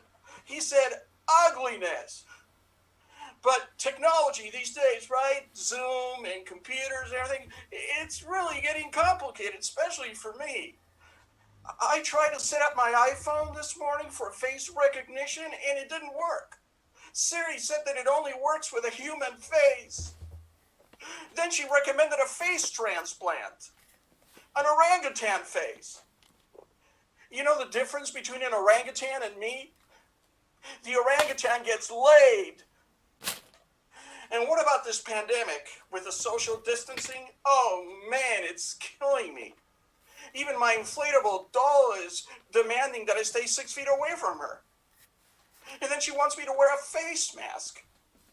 She's losing pressure. How am I going to blow her up? Help me, please. Not everything is negative in my life. I had a first date the other day. But after 5 minutes, she demanded that I wear a face mask, which is strange because we were video conferencing. Then she had me wear gloves too. And not one, but 3 condoms over my head. But just like everybody nowadays, right? Everybody feels lonely during this pandemic. I tried teleconferencing with my multiple personalities, but they all rejected my calls. Then they came home and beat the shit out of me. But everybody has the blues, right? Everybody's sad. So I did. So I called the Suicide Prevention Center for help. And after a 5-minute conversation, they gave me the address to my nearest gun shop. They also recommended I play Russian roulette with a fully loaded gun. They even gave me a coupon to buy extra bullets just in case. I don't care what anybody says. Suicide jokes during a pandemic always kill. On the positive side, women love me. They call me the human tampon. One look at me naked and they immediately dry up. Then they throw me away. Hey, how many people are over 60 here? 1, 2, 3, 4, 5. There's so many people watching. It's just amazing. I want to have, I never had any children. I'd like to have children someday. So I took a fertility test to see if I have any sperms left. Great news. I have 1 sperm left, but it can't swim anymore. It's on a wheelchair. To get to the ovaries, it has to take an Uber ride. I even talked to it through a microscope. Hi, little one, how you doing? Daddy, which way to the ovaries? That way or that way? Oh, bad news for us, guys. Pornhub.com. I know some of you go there. Not all of you, but some of you around the world. But it's been affected by the pandemic. The new sexy line in their porn films is, my, that's a large thermometer you got there. Ooh, how about a Clorox colon cleansing? Your face mask is so big. Oh, man, let's change the tack here. How many of you like astronomy and space? I do. You know, you, so many people. Well, astronomers theorize that the universe was created in a big bang. My girlfriend disagrees, and she's leaving me. She says that she's never experienced a big bang since dating me. What does she mean by that? I said, honey, is it because of my telescope? She said, what telescope? Do you mean your microscope?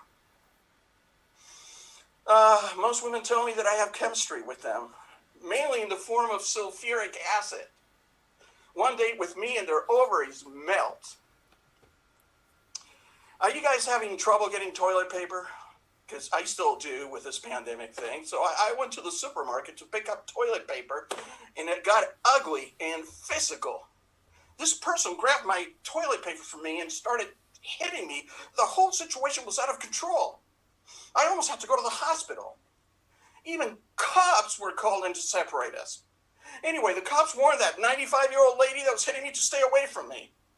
She even gave me the evil eye from her wheelchair. Can you believe that? So, I'm 60, so I went to the doctor for a routine checkup. He took one look at my penis and immediately called the Centers for Disease Control and put me on the ventilator. I screamed, "Doctor, what's wrong with my penis?" He said, "Oh, that's your penis? It's so small, I thought it was a virus." I said, "What kind of virus did you think it was?" He said, "Well, not COVID-19. Yours is more like COVID-1. And then I went to another doctor, and she says, "I have good news and bad news." I said, "What's the good news, doc?" "The good news is that your hemorrhoids are shrinking." I said, "Great." "The bad news," she says, "they're still bigger than your dick. And by the way, preparation H goes in the back, not in the front." I didn't know. It's new to me. The coronavirus, out of control, isn't it? I was going to watch my favorite movie, Saturday Night Fever with John Travolta, but it was quarantined. You can't watch it until its temperature goes down. You have to wait 2 weeks from when you first pay for it. Then you have to put the mask on the TV. Anyway, another horrible experience. I was on a date, and she forced me to go to Disneyland's Haunted Mansion. Some of you around the world may not be aware that there is a Haunted Mansion in Disney Worlds and Disneylands where they have goblins and everything else. Well, this time they renamed it the Pandemic Mansion.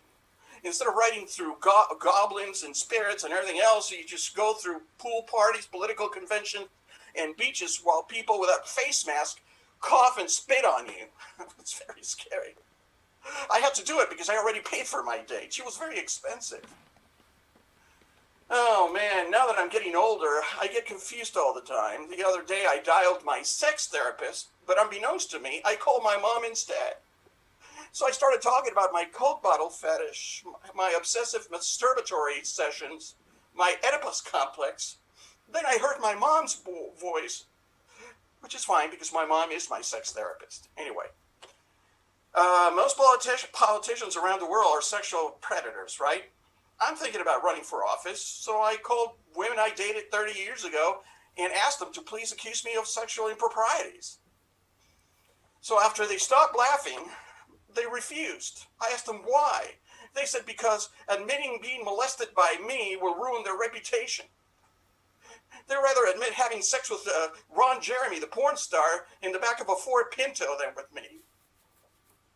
All right, here I'm going to tell the whole world My penis is very small. It's tiny. No, really. Women need a GPS to find it. Drive straight ahead for 2 miles and you will reach Pablo's dick on the right-hand side of his balls. It's hard having a small penis, really. When making love to a woman, I have to send her an email to let her know that I'm in. Instead of condoms, I used a thimble. They're reusable, you know. When doing the anal thing, women think that I'm inserting a small suppository, and then I'm trying to cure them something. Not only do I have a small penis now, but I have a big tummy. So when I take a leak, I need a periscope. 1 ping facility, only half a ping. When I make love to a woman, I don't have to wear a condom. My schlong is so small, it's normally 6 feet away from her ovaries. I even wrote a book about my small penis. Okay, it's a 1-page pamphlet. Okay, 1 paragraph. Okay, I'm exaggerating. 1 word, and the word is tiny. Actually, I'm lying. In reality, I am hung like a horse. A horseradish, a seahorse, a horsefly, horse feathers, horse mints, horse beans, horseless, horsehair, horseweed. Let's face it, it's horse shit. The other day I went to a Thai massage parlor and this woman used chopsticks to give me a hand job. Now every time I use soy sauce for my pork chow mein, I get an erection. Then she started crying. I said, "What's wrong, honey?" She said, "I'm homesick. Your little dick reminded me of a small grain of Bangkok rice." Oh man, you've heard of shrinkage, right? When it gets cold, well, I don't suffer from that. Something about my dick being so small that its atoms are no longer able to compress without a nuclear explosion. I sent this woman a dick pic and she texted me back wondering why I sent her a picture of the coronavirus. I said, "Really? That big?" And then finally, my dick is so small that women confuse one of my sperms for my dick. Big difference, and that sperms are bigger than my dick. Oh man, enough dick jokes, okay? Let's talk about my balls now. I'm over 60. My balls are dragging on the floor. They're like a pair of brooms cleaning everything. I get hired in offices just to clean everything up. My balls are so low and swing so much that the LA Philharmonic officially declared them the orchestra metronomes. Tick-tock, tick-tock. Okay, I'm going to leave you with this beautiful saying. When you go through deep waters, I will be with you. Drowning, being eaten by sharks, sucked by an oil tanker, on a cruise ship getting coronavirus. Thank you, and remember, there's nothing wrong with me. I'm okay. Thank you, David. Okay, thank you so much there, Pablo. Thank you. No, don't look so down. Don't look so down. You had some very nice comments in the comments section. Let's just give you one. Hugh says, "Nice one, Pablo." Colin says, "Looking good for 60, Pablo. Love the shirt." There's one there that's a little bit rude. I won't read out. You can check that yourself later. Although you've already taken us there. I think you did a joke about blowing up a doll, and they say about she'll blow you up. I don't know. I think I know what they were going for there. We know what you're going for. Sharp Material says styles clash. So Jimmy says ha ha ha ha ha. Battle Cat says ha ha Uber, because you had the Uber joke earlier. Lots of good stuff. So thank you so much, Pablo. Where can everyone find you? Well, Facebook is the only thing that I do at Facebook/PabloTWA. I'm also on Twitter, but I never use it. It's also @PabloTWA. And I have an Instagram account, which I never use. Amazing. Maybe I'll use it now at PabloTWA or something like that. But thank you.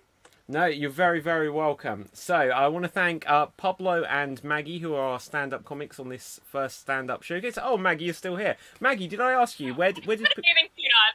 Okay, so the other thing I want to say... Sorry, Maggie. So, obviously, we had your friend. It was Brenna. So, so, like, the name was spelt differently, and I got really confused, but it was Brenna. So... Yeah, so in America, sometimes we shorten our names. Like, my original name is Margaret, and Brent. Oh no, we have that too. People sometimes will say Dave, right? But like the name was like, It was like BER, where she had like BRE, and so then I got very confused. I'm an improviser. I don't read. That's kind of her fault. I'm really sorry that. No, Brenna. So shout out to you. I was like, I know I'm saying this wrong, but I don't know how. But Maggie, where can everyone find you? Oh, okay. I have an Instagram. It's not comedy based. It's mostly like my dog and my cat, and it's called Simon LVR because Simon Lover was already taken. So if you really want to find me, you can go there for some gems. Okay, yeah, sounds good. And Pablo, I just want to thank you. You're giving a shout out to the Extreme Improv Big Book of Improv Games. Since it's there, it's a book I wrote. It's been out for about a month now, maybe a little bit less than that, and it tells you how to play loads of short form improv games. But tonight we've seen some dramatic improv. We have seen some long form improv. Both of the first shows were long form. One was more comedic, and then we've had some stand up comedy. We've got loads more coming up in the festival, everyone. I will just say that we actually get a day off the festival after about a 12-day stretch so far, where tomorrow on Wednesday we're going to have the Contrived and Insufferable podcast, followed by the Portsmouth Improv Experience, then Extreme Improv Extremed, followed by the Secret History of the World from Improv Chattanooga.